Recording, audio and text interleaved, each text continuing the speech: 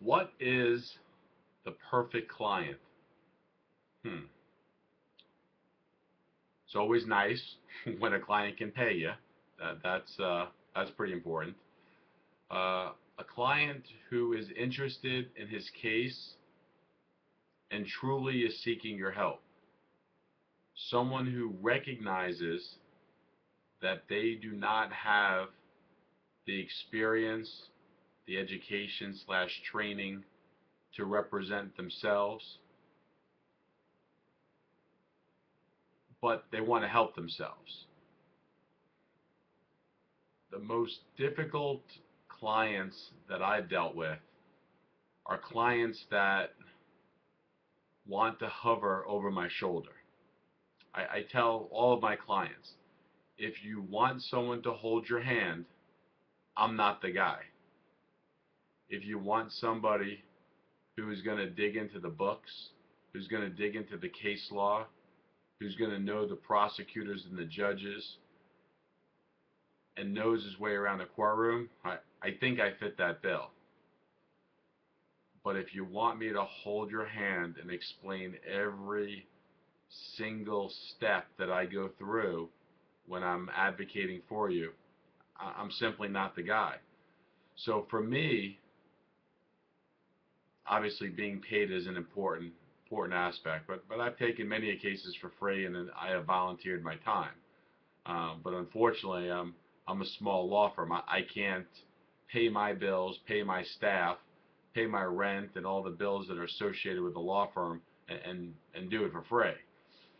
So, taking the money aside, the perfect client for me is someone who believes in me, who either acknowledges their issue, whether they committed a crime or what their level of culpability is. Yeah, I actually prefer them to just come and tell me the truth. So the client that just stands out to me is the client that comes in, they tell me their version of events, whether they're guilty or innocent. Obviously, my goal is to prove their innocence, and part of proving their innocence is making a determination of whether or not the police properly did their job, if the arrest was proper, if the due process rights were violated, where Fourth Amendment issues come into play. But a client that tells me everything, explains to me, and when I need them, they're there, but when I'm working, they kind of stand back. Um, I'm not the most trusting of people in the world. I understand that clients may not trust lawyers. Not all lawyers have good reputations. Lawyers in general are like car salesmen. You really can't believe things that they say, but you should, because the legal profession is a higher standard. It's a more educated person. It should be a higher ethical person. I strive to be what I think it is. But I want a client that steps back and lets me do the work, who has questions, and I have no problems answering questions, but a client that it just drives me nuts. Can you give me a copy of every piece of case law that you looked at? Well, folks, I look at dozens, hundreds of cases when I'm preparing a motion to suppress, when I'm preparing case law for trial that I anticipate, and the guy or the girl that goes, oh, Mr. Foley, could you send me a copy of that? No, I can't.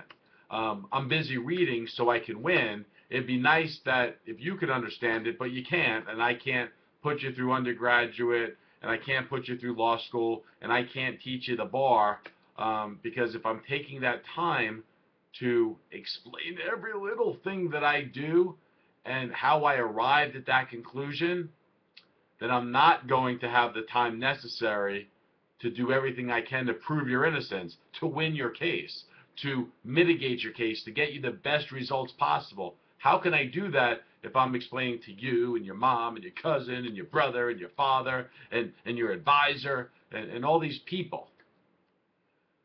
So if you're watching this video and you're that guy who says, I need to know everything, I'm not your guy. Don't even bother.